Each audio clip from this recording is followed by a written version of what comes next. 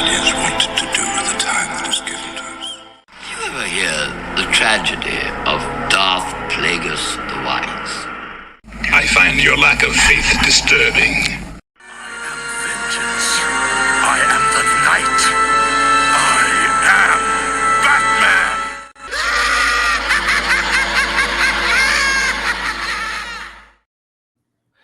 Hey everyone, welcome to episode 2 of Nerds Galore. I'm so excited to be back with you guys. Obviously, I got my friend Halfwit back, rejoining us over there. Say hi, Halfwit. What's up, dude? I got my other friend. Yes, I got my other friend Andy Classified rejoining us over there. Woo! And then obviously we got a newcomer here, Mr. Michael Cassell over there. Hello. I'm gonna kind of go back story on this a little bit. 10 years. 10 years. It's been at least 10 years. I don't know. Yeah. Because I think I was 13 or 14 when I first met you. I bet. Were you that young? I think so. I was like 13 or 14 because that's when Dallas and I met, and then he brought me to the youth group. Right, that was a youth pastor at. Yeah. So we go way back. So I live over by Omaha now. He lives up way in northern Wisconsin, where I'm from. Right. And I used to know this guy. Like I said, I used to go to the youth group with a friend of mine. He used to be the youth pastor there. So recently, Mr. Andy Garcia here, Andy Classified, got a hold of me and was like, "Hey, I have someone that wants to join the podcast." And I'm like, "Sweet, man. Like, I love talking nerd with anybody." And he's like, "Yeah, Andy Cassell." And I'm like, "Why does that name sound so familiar?" And then he explained to me who you were. And I'm like, Michael Cassell. Awesome. Oh my word. I have not talked to him in been 10 years? 10 probably about years? that. Yeah. Wow. The last time I remember us talking, we were at the hotel that Dallas works at, and we were playing music and stuff. Yes, that's right. That little motel off that of little very small room, yeah. Yes. We Dallas and I were in a band together, and we had to put in practices. So it's like, let's practice over here. You were there. You played middle music. I want to say you and Dallas wrote that awesome song "Be Still." Yes. That we played that a bunch of times as a band. Anyway, that's good. I like it. I still play it every once in a while. I got I don't know if you can see it, my grandpa's 1950 Gibson there. I do. Nice. And so I'll get that out and I'll still play that song every so often. And that's cool. That's awesome. Bring back memories. So yeah, we go back. It's good to reconnect. So again, episode 2, season 1. I'm so excited that everyone is here. Let's just get into it, boys. I know last time we ended kind of talking about the DC stuff. So we're going to start there where we kind of left off. And I have a question for everybody. And I want this, if this goes along, great. I want to know everyone's favorite Batman portrayal on screen and why. Everyone's favorite Batman portrayal and why. I have a very elaborate answer to that. If you have an elaborate one, great. Does it have to be live action? Yes, I'm doing live action. Animation all the way. Yeah, the animations are great. Justice League Unlimited universe, starting with that would have been my favorite. Now you're stumping me a little bit. Go ahead. I can go. I think of the live action films, I'd have to say Robert. Is it Robert Pattinson? Pattinson, yeah. Pattinson. Okay. Why is that? I was extremely skeptical when I heard that the guy from the Twilight series was going to be Batman. And then I saw the movie and I loved it. And it's the only live action Batman movie where I felt a twinge of emotion near the end. Okay. It was mainly because of the cinematography and the colors and all that. It was just gorgeous to me. It's the scene where Batman and Catwoman are riding their bikes or motorcycles. That sounds better. Yeah. Catmobiles. Yeah, Bat bikes. Bat bikes. And then she drifts off to another path different than his. And the music, the cinematography, everything touched me. I was just like, oh no, I feel emotion in the Batman movie. I love it. Michael, how about you? Any thoughts? I'll defer to Halfwit on this one. I guess, let's see what you have to say, and I'll go after that. to bounce off of what Andy said, I gotta say the Batman certainly has the best Gotham, the best atmosphere of any Batman movie there is. Like, I don't think there's any question in that. It feels like Gotham City.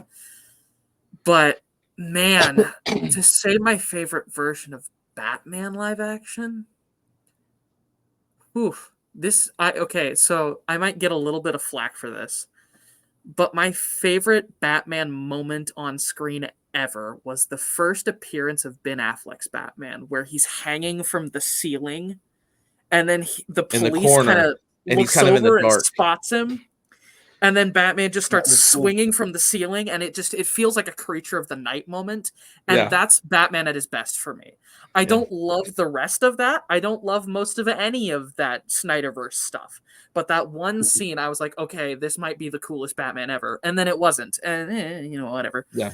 I think, for the version that they set out to do, being more based off of Frank Miller's Batman, I think they accomplished that. Just not my favorite Batman. But that one moment is probably the coolest Batman has ever been. A very close second being Christian Bale at the beginning of the first Dark Knight movie. Yeah. I think for me, my answer is a little more elaborate because that's what I'm here. I'm more like this is my side of like, I know you're a Marvel guy, which is cool. Like Marvel, DC, it's all cool. I'm more of a DC I gotta guy. say, right now, I like DC animated movies better than anything Marvel's done. It's the best. Endgame. They're fantastic. Although Tomorrowverse isn't as good as the universe prior to that. Anyway, sorry. Yeah. No, you're good. You're good. You're totally good. So Agreed. For me, I think overall my favorite like Bruce Wayne Batman is actually Ben Affleck, because when you read the comics, he's supposed to be a big, broad-shouldered guy, right? That's part of what makes him so scary. Is not only is he a creature of the night, but he's supposed to be this monstrosity of a human. And so I feel like out of all like the Bruce Wayne Batmans, I feel like Ben Affleck kind of portrays that the best. Agreed. And so that's why I love him. He's just this bulky, just dude, I will agree with Andy Classified and Halfwit. I think I really enjoyed the new Batman movie, not for Robert Pattinson as Batman, but for those who've played like the Arkham games, right? It has that same kind of tone to the Gotham where it's very dark and gritty and just this. I mean, for me, when I first watched it, the new Batman, it pulled me in right away when he starts monologuing and you got this like really dark Gotham. And I'm like, whoa, like this is Gotham City. Like this is cool. So I love that new part of Batman. And I also love the new part of Batman where he actually tinkers on his own things, right? It's not like Christian Bale's Batman where he, just happens to have a company that has all this, has all this defense tech that he just adapts to his own, right? Whereas this new Robert Pattinson one, like you can tell the Batmobile, he built that, right? From an old muscle car shell, like everything that he's got, he's put together himself. And I really, really enjoyed that. I enjoyed the plot of the new Batman, but overall, I think Batman Bruce Wayne portrayal for me, live action, was Ben Affleck. I love Ben Affleck. I have to agree with you on that. Although the movies didn't exactly do some of the stuff justice, I thought the Bruce Wayne Batman dynamic was good. I didn't like the fact that he was like a raving lunatic trying to kill Superman for the first movie, but right. His character felt a little flat too. Maybe that's just me. I don't know. Yeah. Well, that there was a lot. I mean, I don't consider Snyderverse wise. I don't consider the Justice League as canon. I consider the Snyder Cut canon. By the way, exactly same. Canon. Yeah, yeah. That Snyder Cut was awesome when that came out. It took me about 3 days to watch, but it was great. Oh, I had a bunch of buddies over and we watched it straight through. Nice. I ordered a bunch of pizza and stuff. It was awesome. Oh, I was like, as I'm watching, I'm like, that makes so much more sense now. Like, seriously, yes. I didn't see the Joss Whedon version, and I only saw like the first half, like the first quote unquote episode of the Snyder Cut. Okay. I was just very much like, okay. It was okay for me. Yeah. I appreciate the thought, but I don't understand why he made it in that weird aspect ratio. What do you mean? I have something to say about that. I can interject into that. Okay, yeah, go ahead. I actually know the entire reason behind that. So, Zack Snyder, when he was making those movies, the reason he wanted to film them for IMAX was because his original intent was for them to be made for like IMAX screens, which can play that format in like a screen the size of like like a house. Like it's meant to be played on that very grand scale. The only issue being there are not a lot of theaters like that in the world. So like one in every like 1,000 people, it's probably even more than that, but like one in every lots amount of people can actually see it in the way that he had intended, and it never even released in those theaters. Yeah. There's a YouTuber that I follow that actually talks about it in a little bit more depth. His name is Noodle. He did a video on aspect ratios or something like that, and then made a follow-up video, and it's touched on in one of those. I think he talks about that and Dune as well. I think because they're both made for IMAX and they're made for those stupid big screens. That makes sense. Speaking of Snyder Cut, I actually saw somewhere last week or the week before that apparently there's about an hour and a half or so of extra deleted scenes from Revenge of the Sith. I've heard that George Lucas still has. And some of it's actually pretty dark where he goes with it. And I'm like, dude, give us an extended edition Revenge of the Sith on 4K. Like, oh, that would be sweet. Well, here's the thing. Lucasfilm would make back all the money that they've lost over the years on Star Wars if they just released that in the Lucas cut of the Lucas cut. The Lucas cut. You know what I kind of wanted for that is, see, what I thought the prequels didn't do well was you didn't really fall in love with Anakin Skywalker. The Clone Wars made you fall in love with Anakin Skywalker. I would love to see a Clone Wars movie of Revenge of the Sith, if possible. Ooh. Yeah. Like do that whole thing, and then you have him, you show him murdering the younglings. Yeah. Yep. Well, that's why, like, go ahead, Andy. Sorry. I was like, do you mean like Clone Wars as an animated Revenge of the Sith? Yeah. That Anakin Skywalker, because I'd be okay with that. Because you come right off the Clone Wars. I always thought that would be just a really cool alternate version, or just another look at it. Isn't there? That's the one of the things that I was kind of hoping is, like Ewan McGregor was interviewed last week or the week before at an LA Comic-Con or something, and they asked him about like an Obi-Wan season 2, and he said, something to the effect of he'd love to wear the armor like in the Clone Wars, and I'm like, do that instead of giving us Obi-Wan season 2. Even if it's a limited series, give us a Clone Wars with Hayden and Ewan. And I know Samuel L. Jackson said he'd love to play Mace Windu again. Like, that would be your perfect opportunity to bring in like a limited series Clone Wars with all the characters that you fell in love with. That would be cool. Yeah, that would be really cool. My brother and I were talking about this recent. Oh, go ahead. Sorry.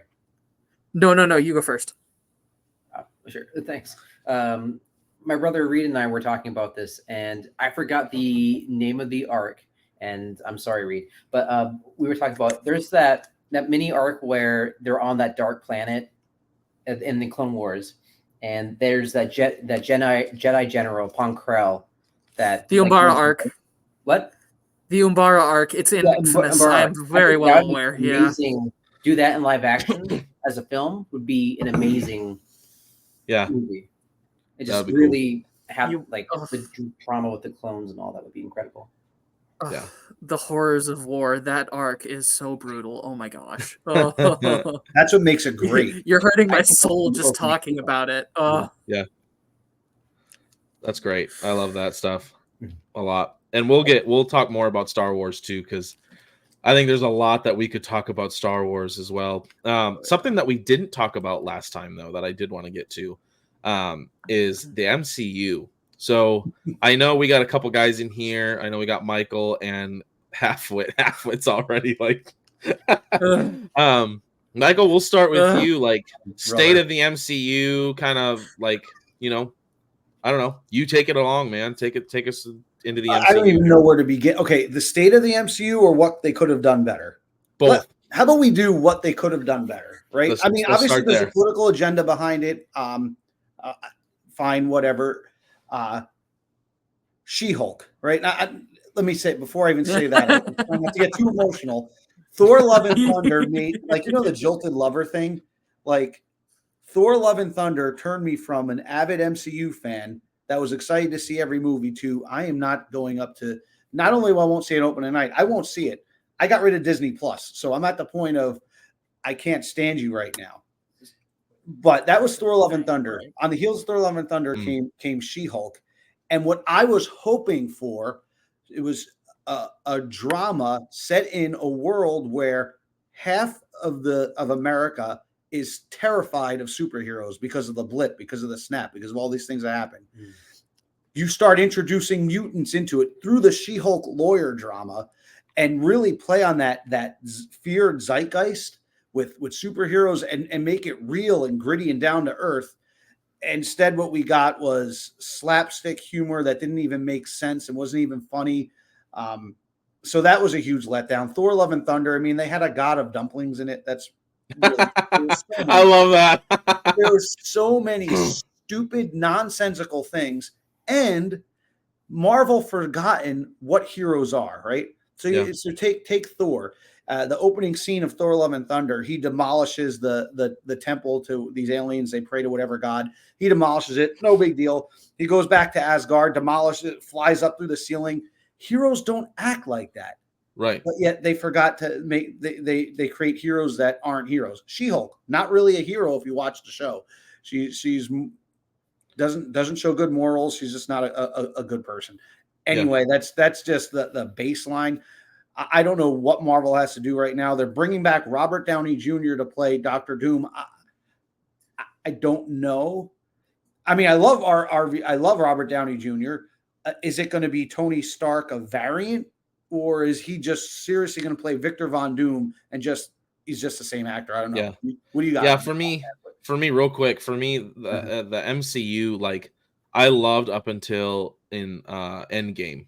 Endgame for me is where things kind of started going downhill, because then I think it was right after that. Like, I love Endgame. That's what I'm saying. I love Endgame. After that, we got like WandaVision, and WandaVision, really. So for me, it was great up until like the last 2 episodes, and I felt like they made a joke of the whole show at the very end. Okay, like, and I was like, what?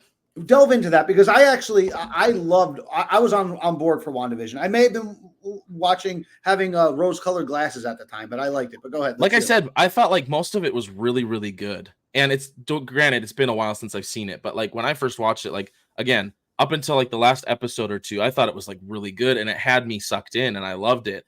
And then kind of at the end, there was that one scene in the room. I can't remember a specific joke, but they were making some like really weird offhanded jokes in like the second to last episode or last episode. I can't remember. I'll have to pull it up. You know the Ralph Boner joke? Mm-hmm.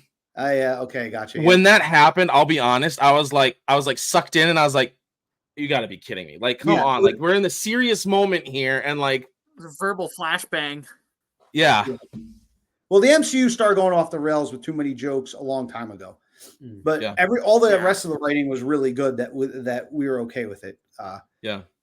Probably Ragnarok, great movie, probably had too many jokes looking back on it. That was probably the downfall. That was, right. And they took the wrong ideas from that. Oh, this movie did good, let's do more of that. No.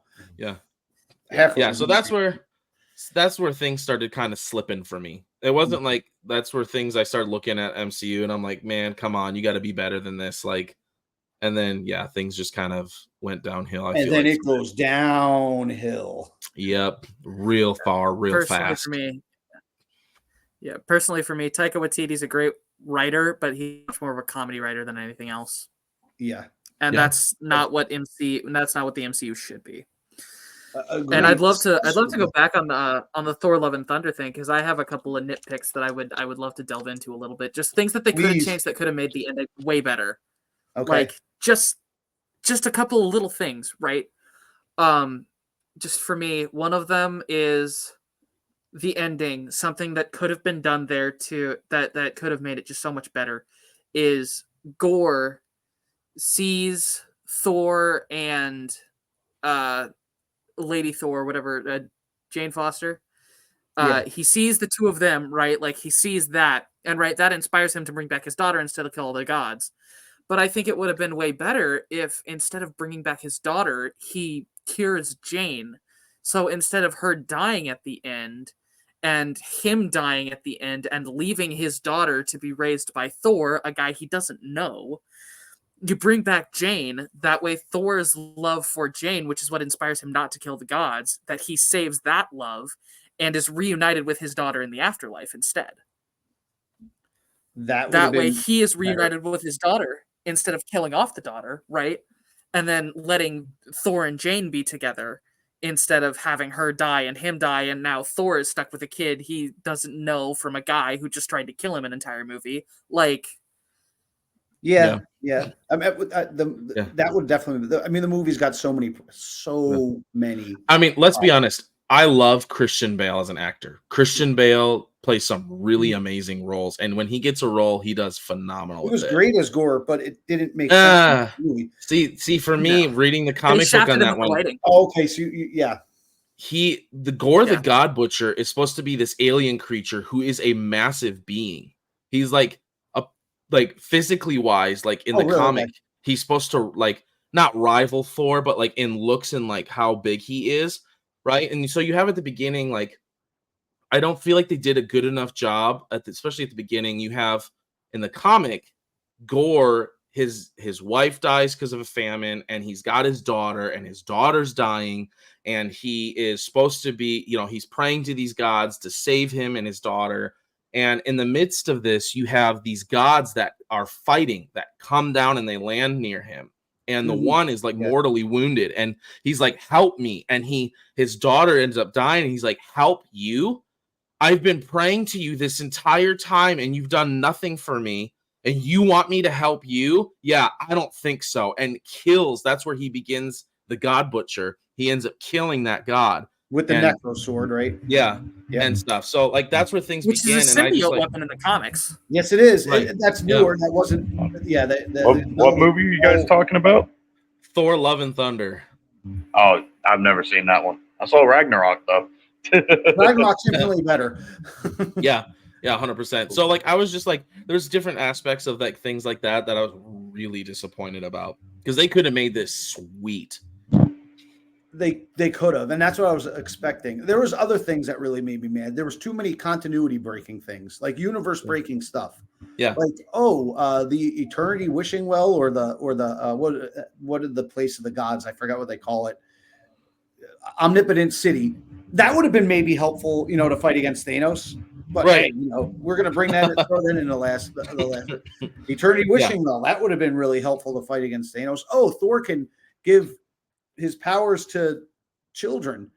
Well, that could have been pretty helpful fighting. I hated that so much. I mean, I hated that so much. Universe breaking things that they did with that. Him telling the hammer, protect her. I was like, okay, come on. Like, the whole point of the first movie is him trying to learn how to be like worthy of wielding the hammer. Right. Like, he can't just tell people, protect them. Like, that's not how that works. Like, you have to be worthy. They destroyed his character. Oh, what the love triangle between him and the hammer and her? What the heck? Oh, him and the two hammers, actually. He tickles Stormbreaker's neck. What is that crap? That's a see that when I start thinking back to that movie, I could really just start blowing the gasket. There's so much stuff. It's unfortunate, and I feel like the ropes were funny the first 3 times. Right? I'm kind of glad I never saw this. There's a lot there. Yeah. And that's like, I know we've talked about this before, and I don't want to beat a dead horse, but I mean, that's the same thing, like the lore breaking stuff with like the Acolyte, the Acolyte that just came out. They kind of did the same thing with Star Wars. They broke a bunch of lore that was like, what are you doing? I did not watch that. I did watch reviews of it, which are more entertaining now anyway. Yeah, the power of one, the power of anyway. I'm gonna stop. Yeah, right. Smilo Ren. Yeah, especially from the Acolyte. The Sith character that's conceived by the Force is my original OC Do Not Steal, based off of Anakin Skywalker. It's so dumb. Yeah. It is. And that's the problem with the creators at Disney. I'm going to Disney rant right now. Is they don't have any care for the history of the characters right now. They just crap on the history of these characters that are beloved by millions. Obviously, there's a bunch of YouTube or the history of the world as a whole too. True. Yeah, exactly. Right? Not just the characters, the history of the universe as a whole. Yes, exactly. Yeah, for sure. And with like Star Wars and the MCU and stuff, if they realized how much of a gold mine they're sitting on, right? If they use like Star Wars, if they started using all the Legends books, you don't have to take them word for word, but if you started adapting some of these stories, right? You take the MCU, these comic books, and you start adapting these the way they should be adapted, the money will flow. I know that's all Disney cares about is the money, but you give the fans what they want, the money will follow. Like, I don't understand how you don't understand that. It makes 0 sense. Yeah. And for me, and going back to the MCU, post Endgame was a huge opportunity to play. First of all, you can play in the sandbox of the 5 years between the two snaps. You can have a lot of shows right there. And then you play afterwards, and you just play up the what does the world look like when half the population returns? That's chaotic. Instead of just mentioning it here and there, I guess Captain America and Winter Soldier was that the name of the movie? Falcon and Winter Soldier, the series. They touched on some of that. Had some parts that were decent, but man, you got a huge, awesome sandbox you can play in, and then bringing in the X-Men, the mutants, with the opportunity to really play up on the fears of superhumans. Look what superhumans do. But no, what we get is, I don't know what we get. It's nonsensical. Yeah. Go ahead, Andy. Oh, go ahead. Sorry. I've heard the theory, and part of me doesn't believe this is true, but I also want to believe it because it makes a lot more sense, that Marvel didn't have any plans after Endgame. Because when you look at, if you look at the first couple phases of Marvel, up until Endgame, everything flowed nicely. It was a coherent story. Right. Everything was perfect. And then all of a sudden, after Endgame, it's not even the same studio, same company. It's just 100% derail. Yeah. It's not a slow, steady derail. It's just instant derail. Halfway. Like, kind of feel like you're at halfway. I mean, to speak into that a little bit too, right? Like, to say, like, it felt like the ending of Endgame felt like it wrapped everything up really nicely too. Yeah, like, just the way that, right? The way that Iron Man, his last lines, right? The way that he said, like, it's good to know that the future is in good hands, and so it leaves it open ended to know that they're like. The world moves on. Like there are still stories you could tell, but we're ending it here because this is the end of this era.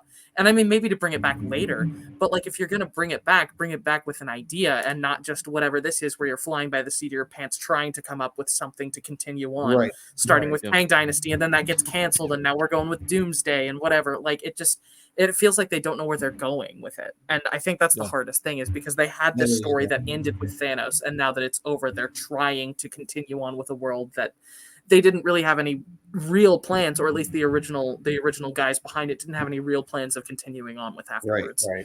That's why they should storyboard this stuff like ahead of time, and obviously, and work through those plans.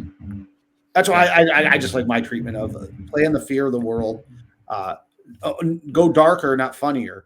What does the world look like? What does the world look like post Endgame? Yeah. And I mean, if you watch back, like some of the first Marvel movies were darker. Like Iron Man was Iron Man had a lot of darkness to it. Captain America had a lot of darkness to it. There was a lot there, and they lost that in the brevity of it, which I'm not saying is like a bad thing. Like they adapted to kind of the audience feel.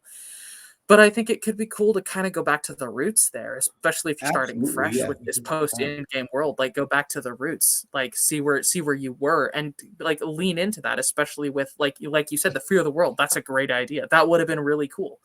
Yeah. So, Michael, like, what did you think of the new Spider-Man movie, No Way Home? Okay, I loved it.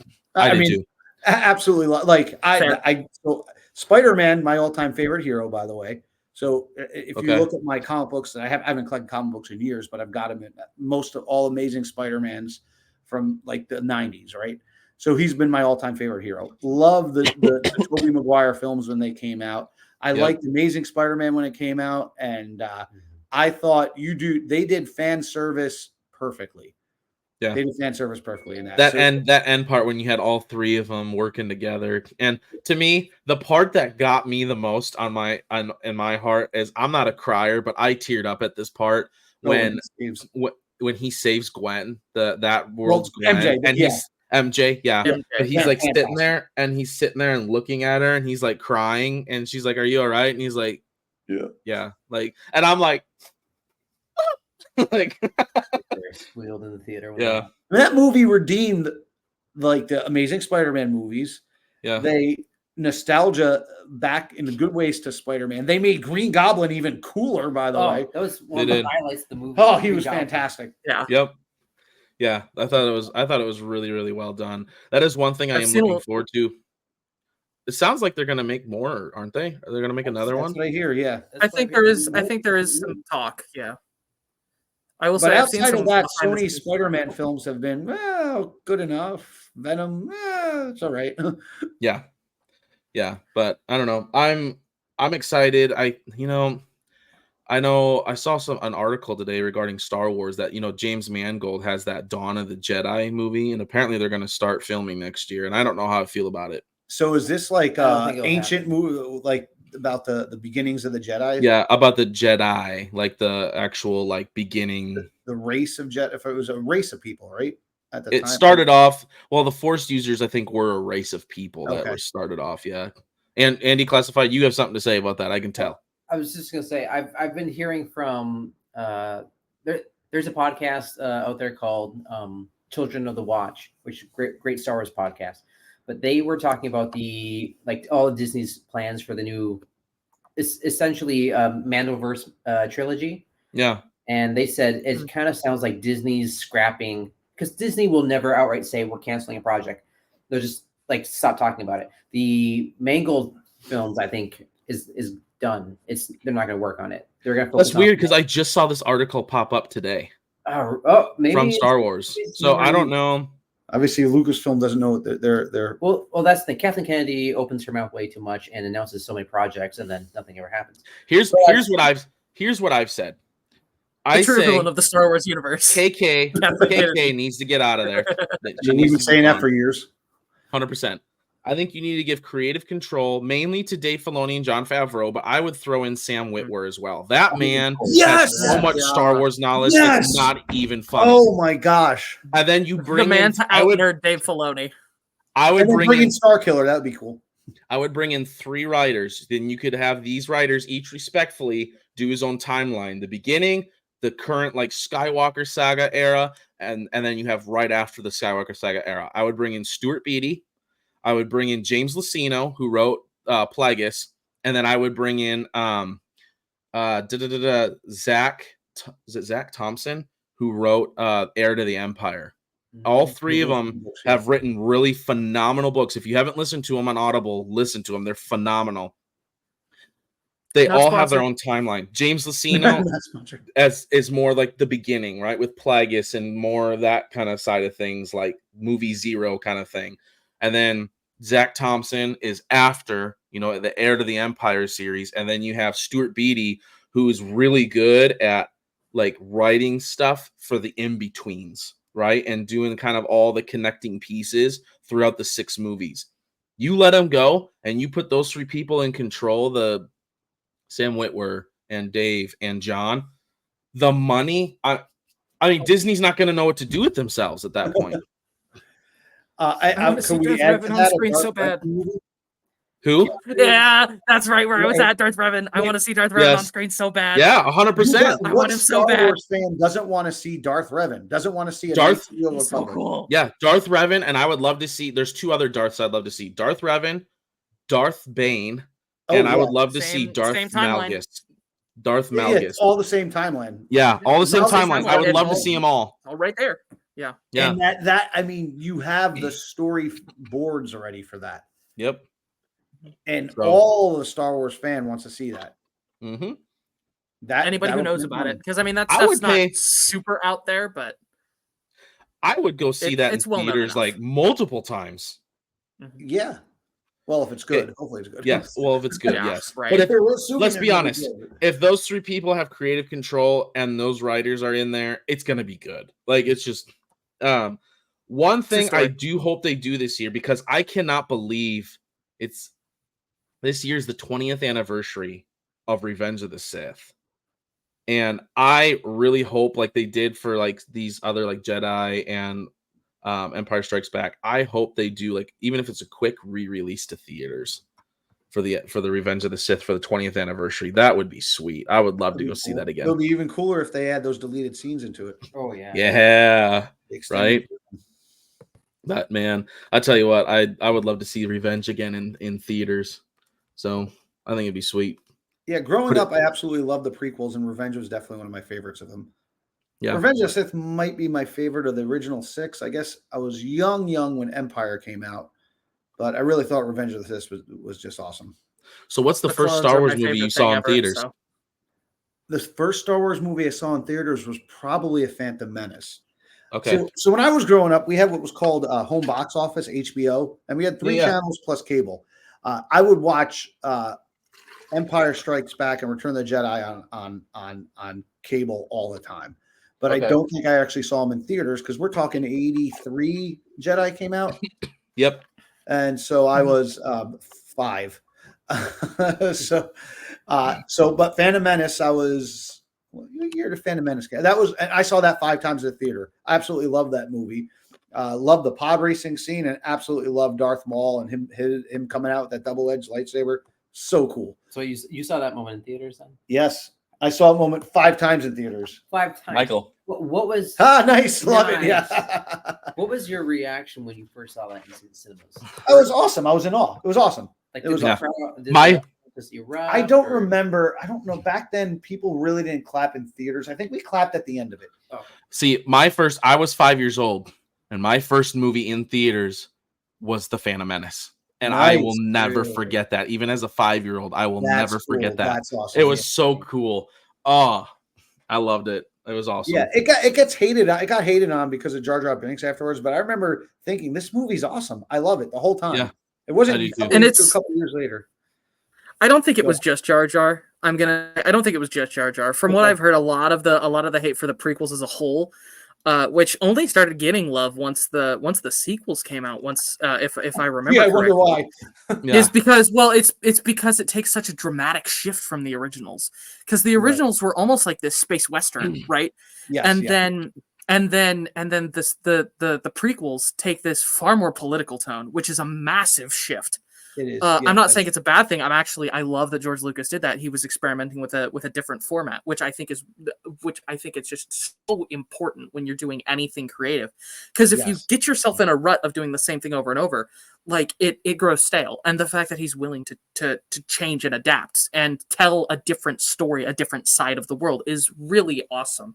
And I think Sam Witwer said something like that before. But like, you're right, Star Wars, that's Yep. Disney doesn't care, and that's the problem. Yep. And that's the truth. Yep. We care more than they do. That's the problem, right? Yes. Yeah. And that's the sad part, is like, I don't know. I've known a lot of people, seen a lot of people that are like, dude, you just need to be happy with what we got. And I'm like, no, I'm not going to take something it might be chocolate covered, but if it's crap, I'm going to call it crap. Like, right. I'm not going to polish up a turd so much. Right, exactly. Yep. So, yeah, I don't know. Yeah.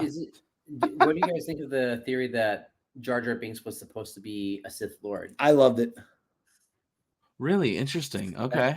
Wait, you never heard that theory before? I did. I have. I'm aware of Darth Jar Jar. Yeah. I think just about anybody's aware of Darth Jar Jar. Oh, okay.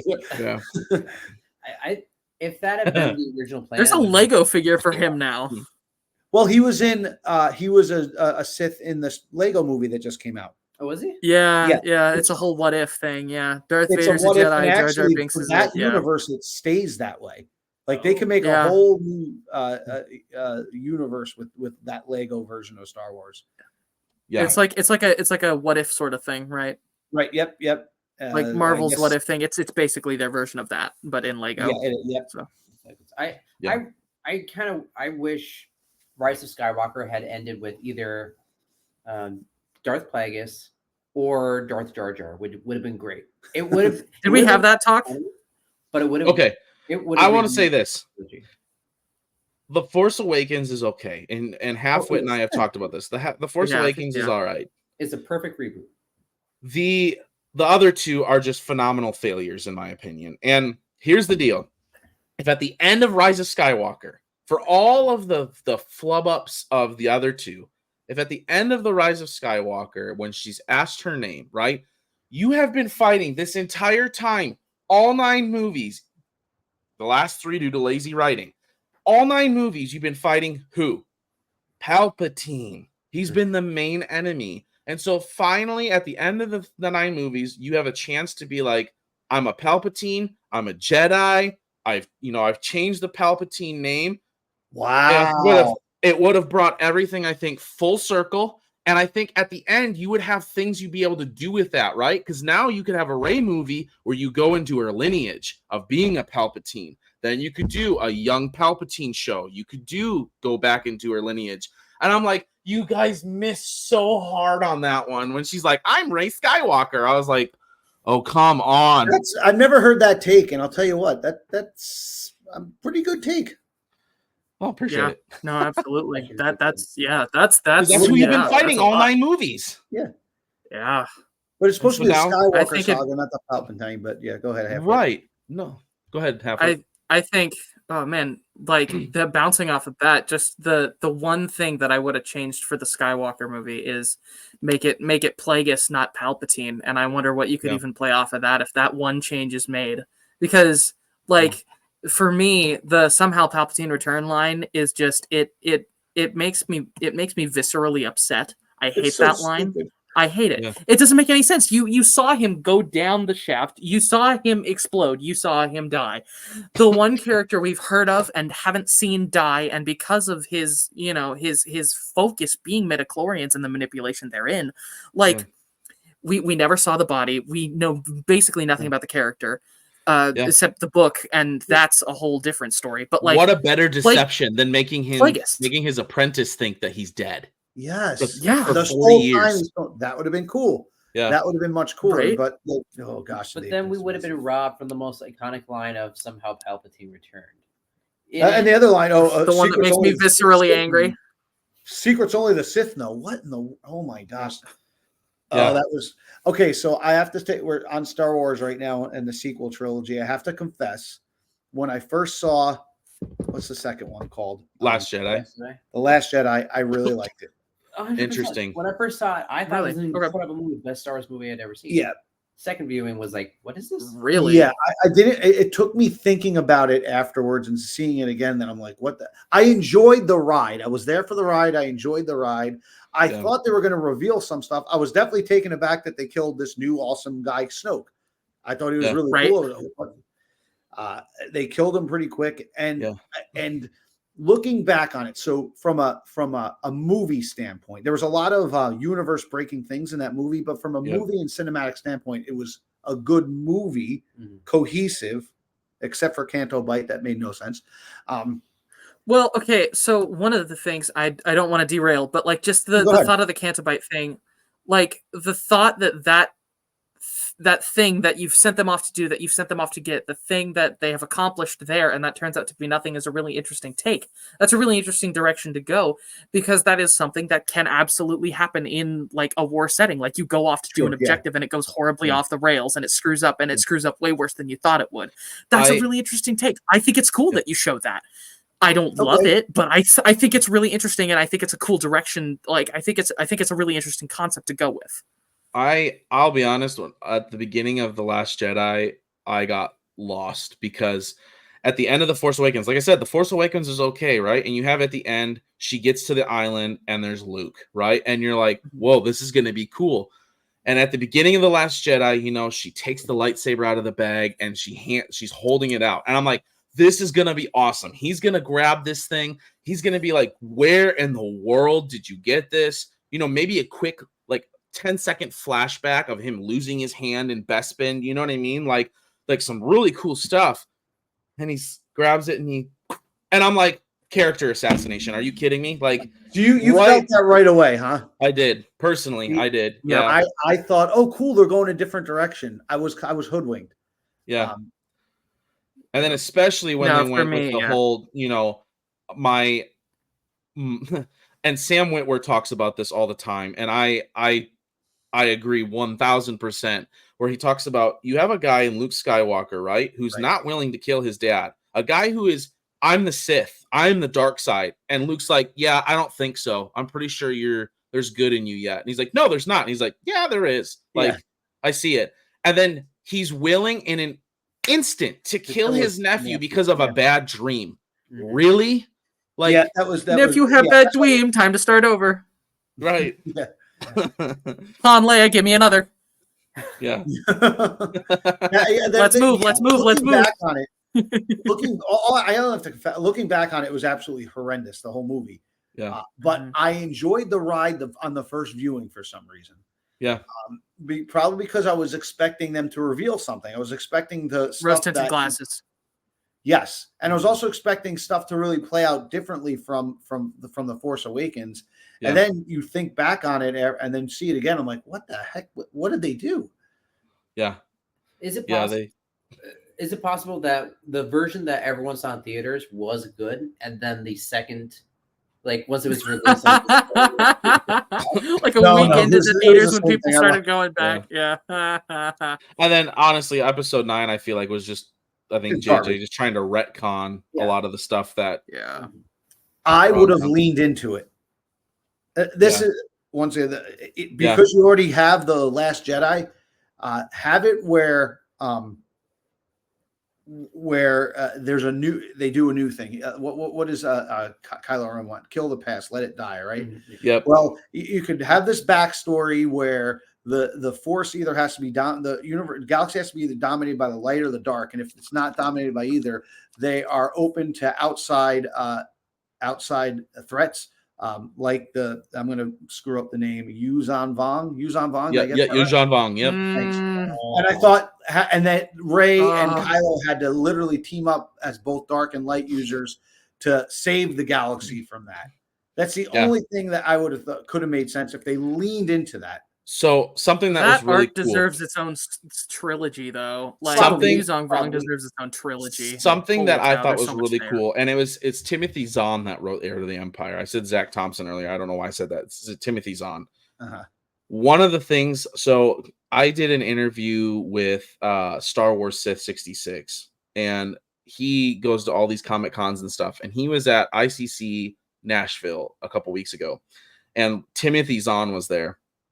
And he was able to sit there and talk with Timothy Zahn and stuff. And he asked him, okay, the sequel trilogy, is there anything in there that you could tweak that would like turn it and make it better? He goes, yeah, actually, I've thought about this. Here's the deal. Rey is what you would do is you would change Rey. She was actually in Luke's academy, Luke's best student in Luke's academy. And they knew that Plagueis was out there, or not the Plagueis, but Snoke. Sorry, Snoke was out there, but they had no idea where he was. So in order to draw him out, Luke erased her memory, stuck her on Jakku, left her with all of her Force abilities and how powerful she was, but erased her memory, stuck her on Jakku to try and draw out Snoke so he could find out where he was. Cool. But that changed the whole trajectory of that film, though. Does, but it's kind of cool. I was like, that's actually a really cool take on that. Like that is, and then you have Snoke be his own character, not a yeah. And then he said copy of Palpatine. And then he said, what you do is in the second movie when he's on that island, by then he's kind of found that island is kind of Snoke's old hideout, and what it is he said the statue that he sits on, that Luke sits on. Is a statue of Snoke. Like Snoke is inside that, and if he leaves that island, Snoke is let loose. So that's why he's been a hermit on this island this entire time, is because he's been trying to prisoner. Forced prisoner. Oh, that's cool. Or I was like, that's kind of cool. Like a guard, right? Yeah, he's guard. Guard. Prison guard. Yep. That makes a lot of sense. That's amazing. As opposed to killing Luke's character, he's actually sacrificing his own freedom for the benefit of the galaxy. Exactly. Wow, that would make sense. That's cool. So just two ideas, and that was within a 5-minute conversation. And I'm like, this is That's one of the guys I'm like, dude, let him write movies, man. Like this guy would be. Now, Heir to the Empire. That was what's his name? The blue dude, that really awesome. Yes, Thrawn. Yep. And it also has Mara Jade, how Luke meets Mara Jade and all that. All that stuff would have been so good. It would have been so cool. Yep. It would have been really good. And then they decided to make it not canon. Yeah. Although I will say this. So they just came out. I'm going to share this with you guys. All right. My friend, Star Wars nerd, give him a huge shout out here. He showed this to me the other day. Let me see if I can find it. And regarding that, oh man, where did it go? I might have to get a hold of him. He's working right now. He sent it to me. There is a new comic strip out, and it talks. It's right here. Found it. Okay. I'm gonna share this here to myself, and I'm gonna pull this up for you guys because this is really interesting. So regarding Mara Jade and not being canon here, let's see. Sorry, just sit here, but this I was blown away with this. Let's see here. Come on, because I'm with you, Michael. I really liked Mara Jade. Yeah, it's just a cool storyline. It is a really cool storyline. And I like that they go back. Maybe that for a whole nother thing, but like the whole point of a Jedi not having attachments, Luke's attachment to his father is what saves the universe, right? Right. And so to reform the Jedi through attachments correctly, would have been a really cool story like Lucas said himself, attachments is what's forbidden. Love was not forbidden. It was the attachment that was forbidden. So this is a new comic that just came out for Star Wars. New unnamed redhead lady trying to kill Luke post Return of the Jedi.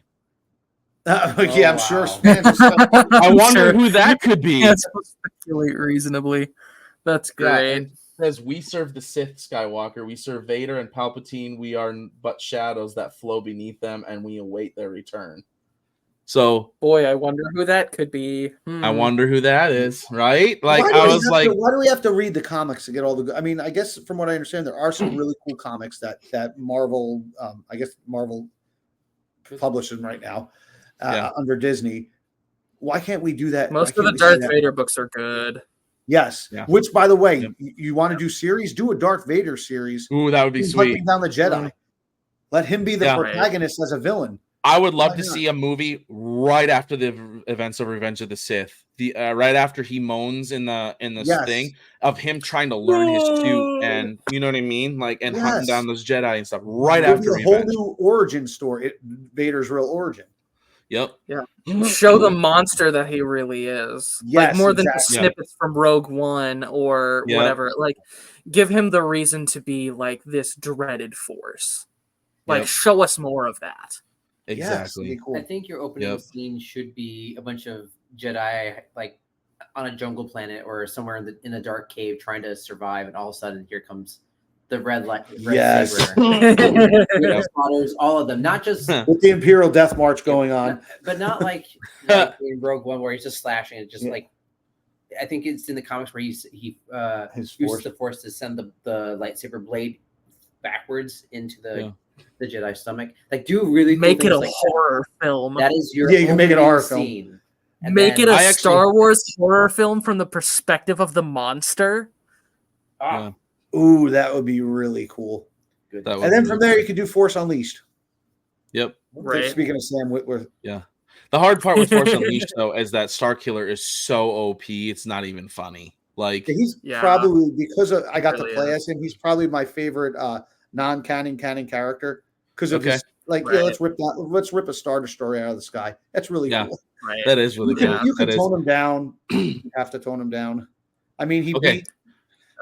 So what you said kind of, I have a question for everyone. Comics, movies, animated shows, whatever. Favorite Star Wars character?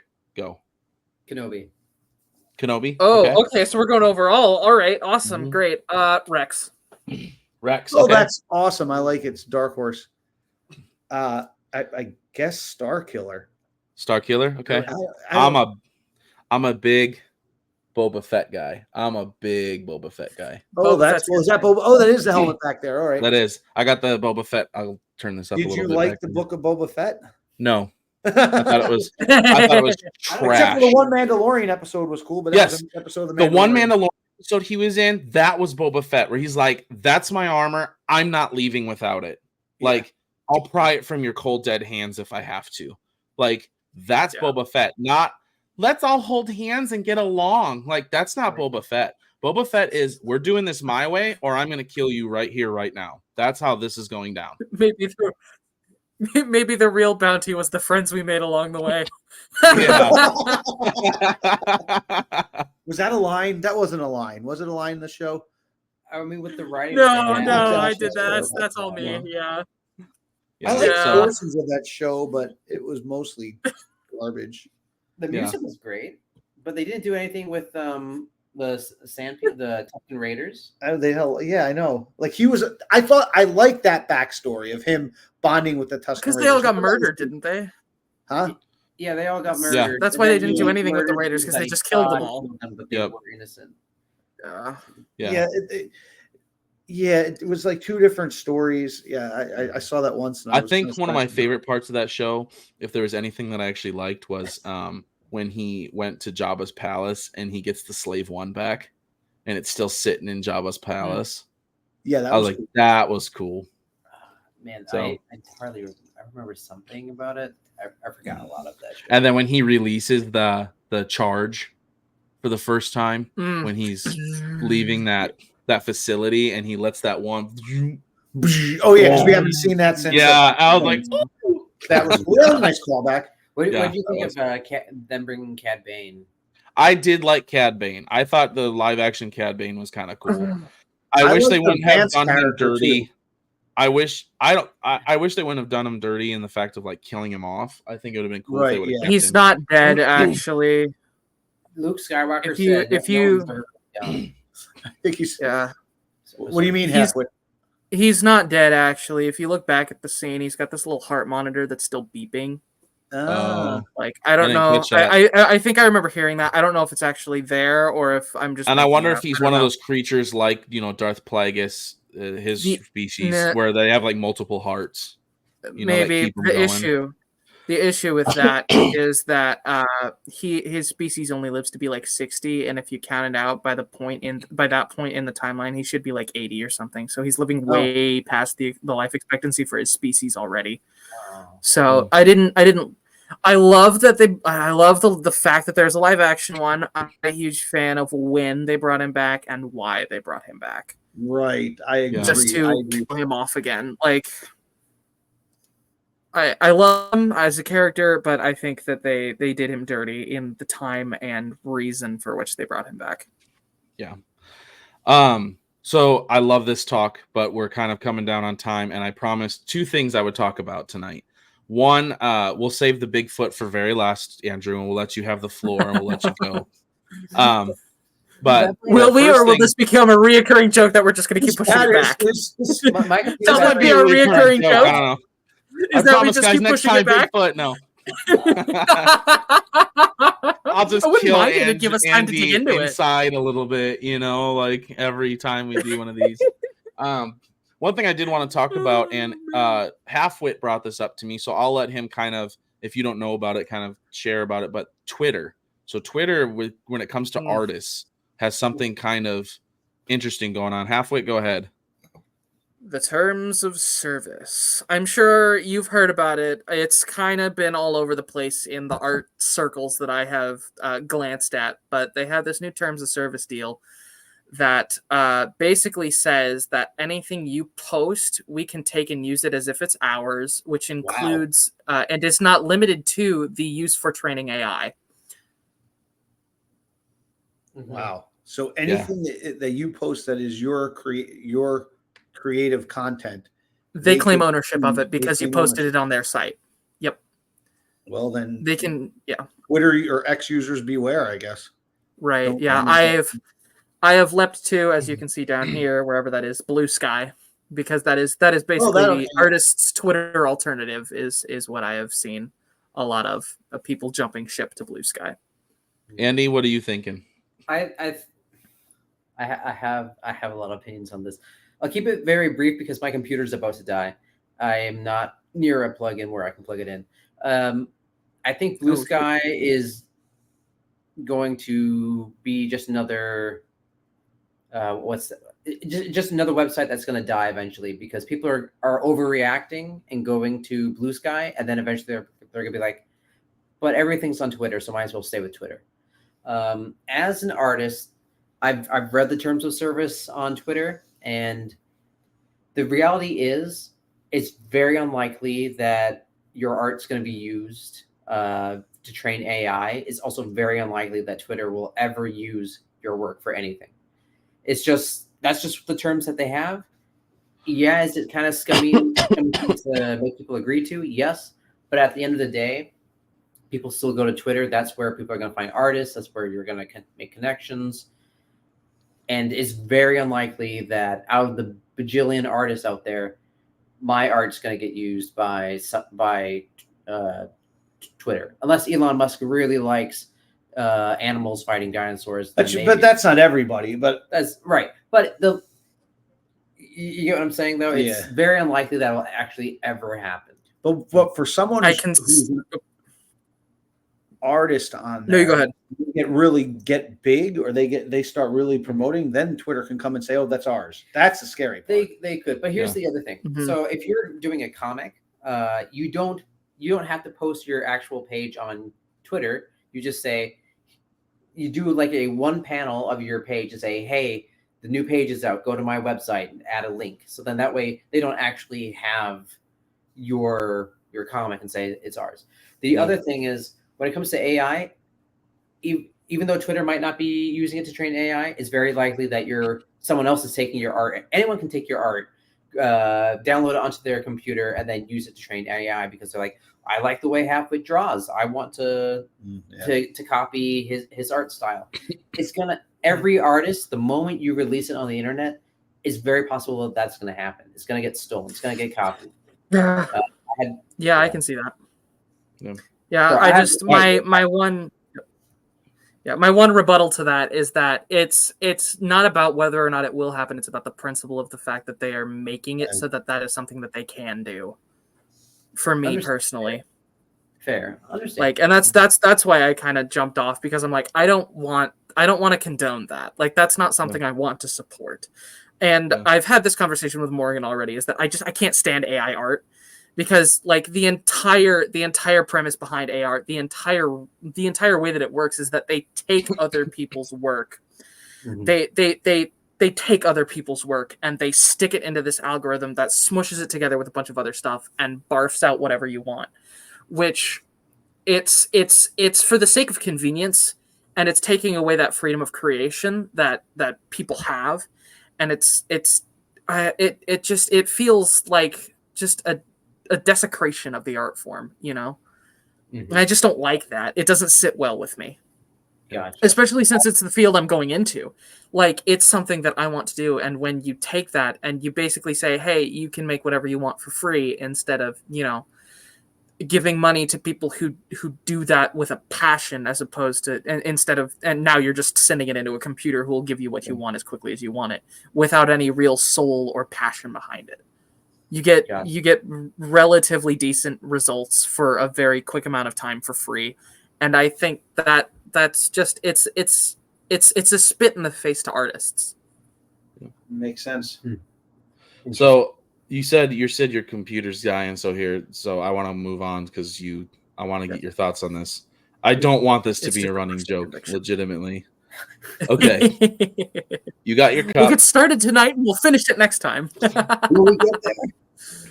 Bigfoot. All right. Tell us your thoughts, Mr. Andy Classified. What are your thoughts on Bigfoot? So I'm in the process of, I'm not sure where I fall on this. I'm in between Bigfoot is a real flesh and blood creature, and Bigfoot is a spiritual entity or interdimensional entity, for lack of a better term. And mainly just based on certain things I've heard, makes me consider that, maybe this is a demonic force or something like that. But I will go on the idea of it being a physical beast, because there's a lot more evidence for that. We know from the fossil record that there were large apes at one point. Yep. And now, granted, I don't think any were in the Americas, but that's okay. They exist somewhere. We have the folklore from Native American tribes and from all over the world. There's the same type of creature in so many indigenous people groups. So, like, okay, every culture has a similar creature. And then also... And it's not just Bigfoot as well. Like, there's a lot of overlap. Right. There's a lot of DNA study that's been done. And if we get a chance, I'll touch on that later. But also, what was the last part? People always say, what about the bones? If there's a Bigfoot out there, we would find the bones. We know that there are wolves, we know that there are mountain lions, and we know that there are bears out in the woods. How often do we find their bones? Never. Intelligent creatures, when they know that they're dying or wounded, they will go and hide themselves very well and die. You'll never find a bear's skeleton, because also nature recycles almost instantly. So of course you would never find a Bigfoot skeleton.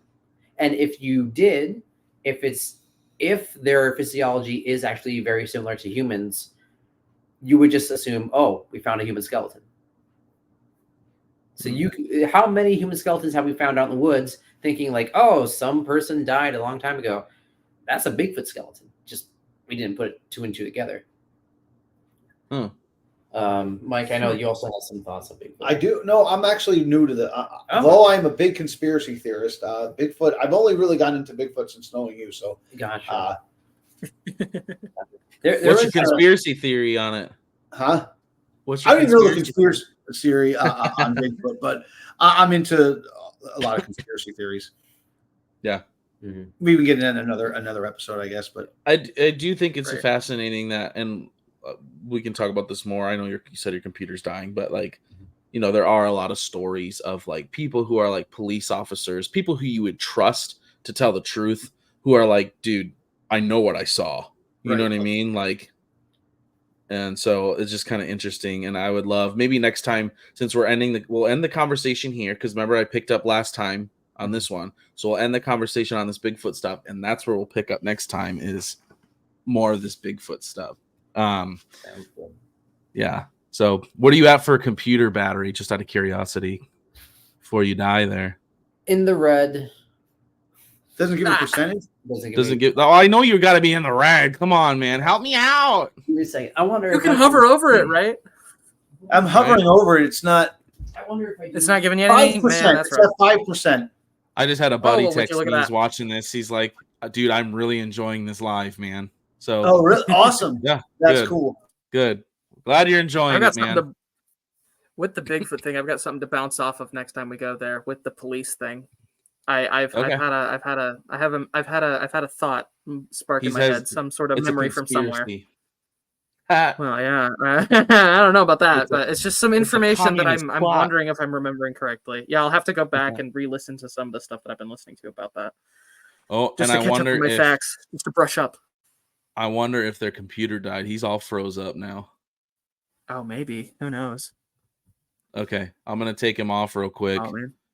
Hopefully we get him back here soon. We'll keep going though. Right. Tell us since we're still here, tell us your kind of thing about the Bigfoot. Oh, the Bigfoot thing. Well, so one of the things that I've heard, or just one of the things that I'm vaguely remembering, is you had mentioned the thing about the police, right? These officers that have talked about it. And I don't know if this is a correct memory or not, but I'm remembering something about officers getting fired from the force for talking about stuff like this. Okay. I don't know what that is, but it's just something that like you're not allowed to talk about stuff like this if you see it.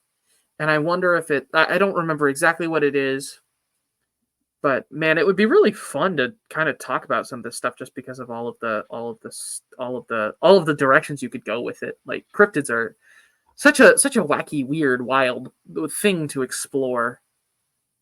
Yeah. There's just so many places you could go. Yeah. Yeah, and I know there's a lot of like fake Bigfoot stuff out there that people put, but 100%. Yeah. I don't know. Part of me thinks that there is something out there.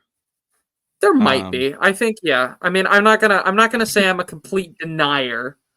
But I'm also absolutely not gonna say I believe in it either. Like, I think that there's a very real chance that it could be something, but I'm not gonna say one way or another, like, if it is, because I think there's so little evidence out there. But I mean, also, to be fair, just the disappearances that come with like the cryptids and things of that nature and stories that go along in those areas where those things have been spotted, that there's just so much mystery to it that we can't say for sure. Are you talking about, or I can't, at least.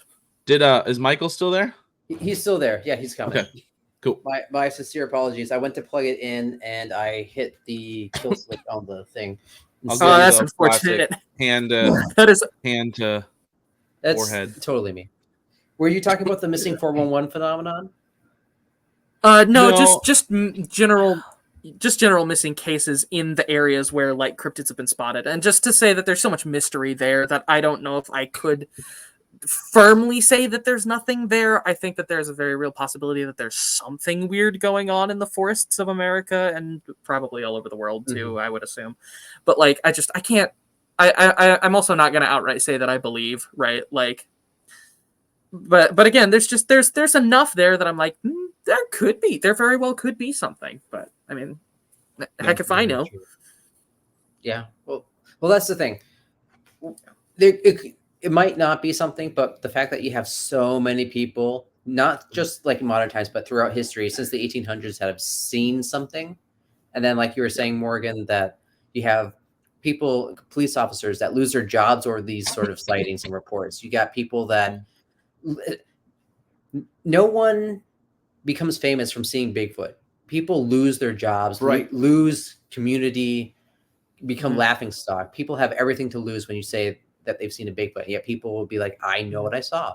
And people, scientists, armchair scientists that are never actually in the field, they'll always say like, oh, it's just misidentification. The problem is most of the people that see Bigfoot are people that are in the woods all the time. Know what they're talking about. Yeah, they know what a bear looks like. They know what these sort of what wildlife is out there, and they're like, that's not what we saw. That's not normal. Yeah, for sure. That's crazy. I did hear a story about that recently, actually. I got to go back and brush up on it again. But like, yeah, it was just like you said, it was like this guy who does hunting in this area, and he saw and heard things that were not right at all. Gotcha. We have a lady that goes to our church, and she apparently has had a couple Bigfoot encounters on her property. Really? She's claimed to have seen Bigfoot. They had a Sarah. No. Oh, okay. I forgot. I shouldn't even say. You know what? I probably shouldn't have said the name. My apologies, but no worries. But that's not not to dox you or anything. But we're gonna dox you real quick. They apparently had something big step over. They had like a really tall fence. They had something knock over their really tall fence, trying to step over it. And they had pigs because they would they raise pigs for meat. They had something come into the barn and tear the pig in half, according to her. And she's had Bigfoot researchers on her property. They never found anything. But 2 weeks ago, I think I told you this. 2 weeks ago, she came up to me and said, "Hey, Andrew, we had another Bigfoot deal happen this week." I was like, "Wait, what?" And she said that her sons were out hunting, or one of her sons was hunting, and he was getting out of his deer stand and walking back to the house. He said something flew past his head, and he was like, so he turns around. He didn't see what it was, but he said something was throwing earth at him. So he ran up.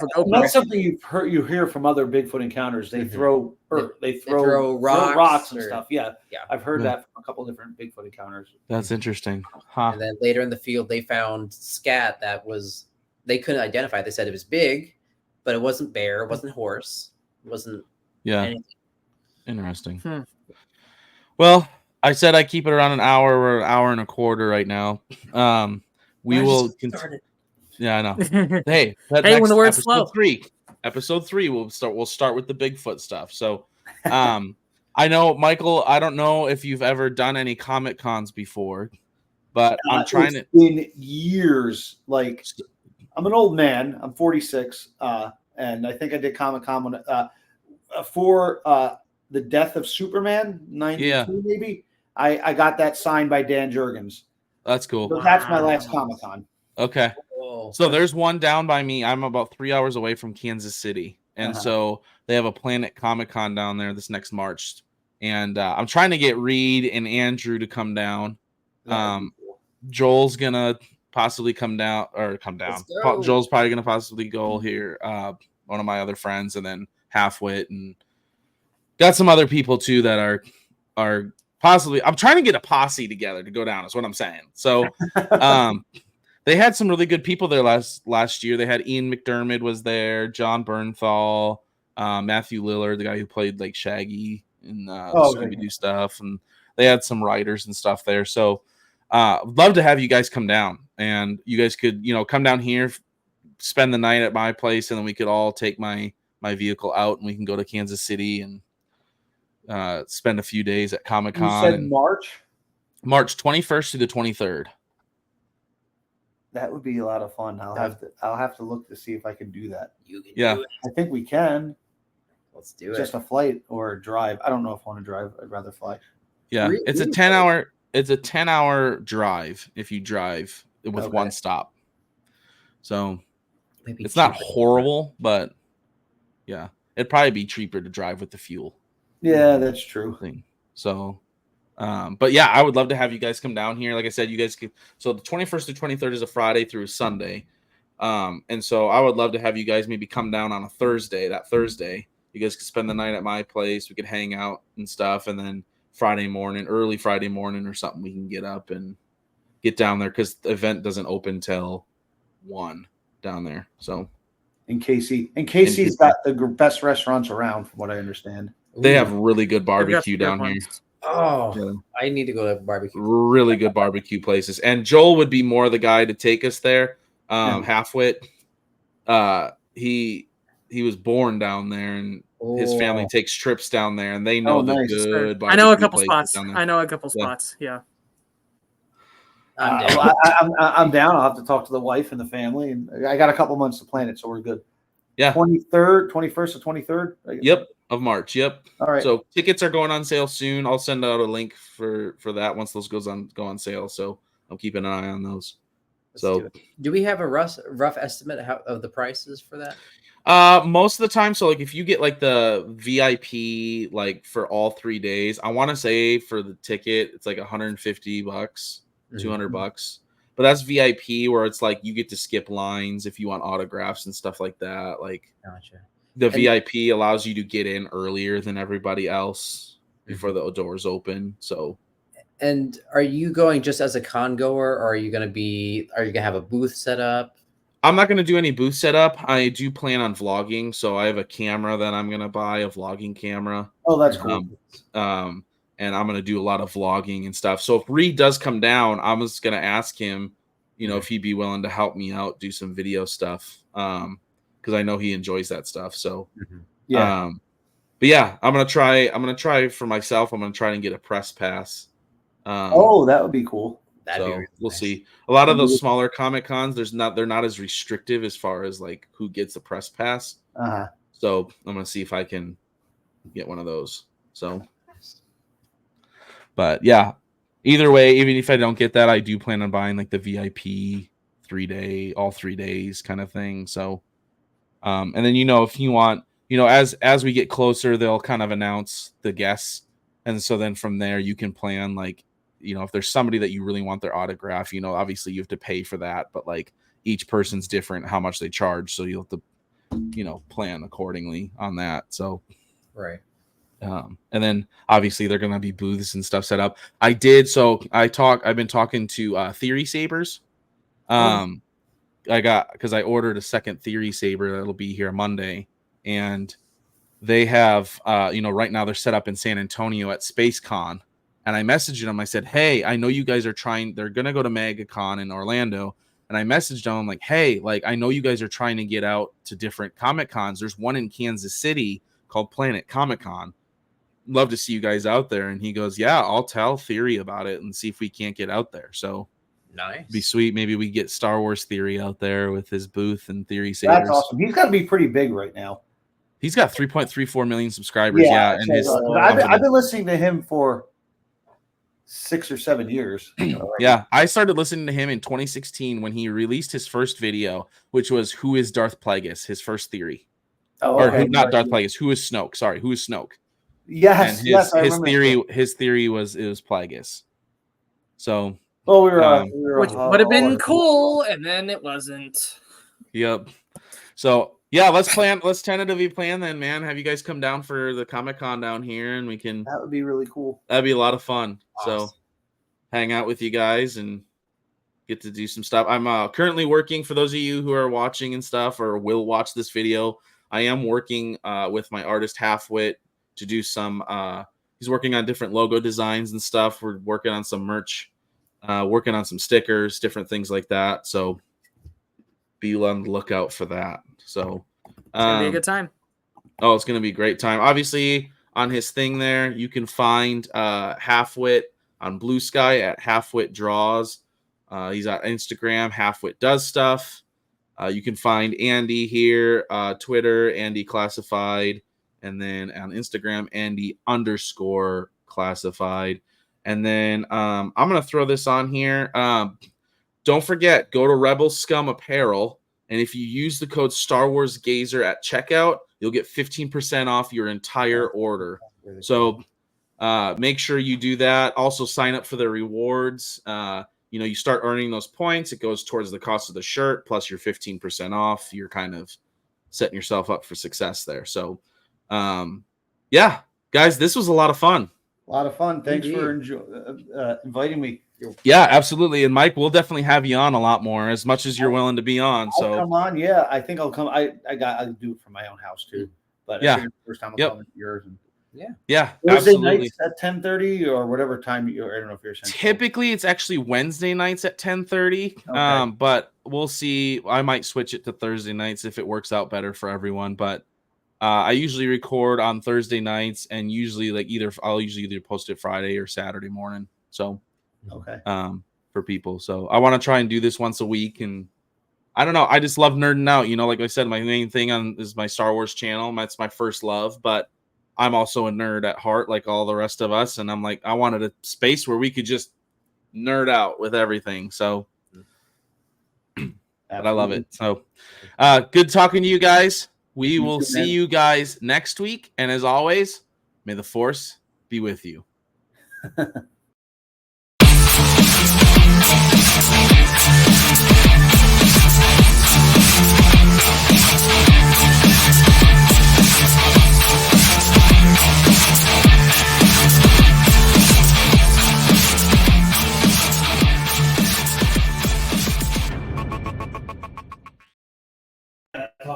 I would actually like to go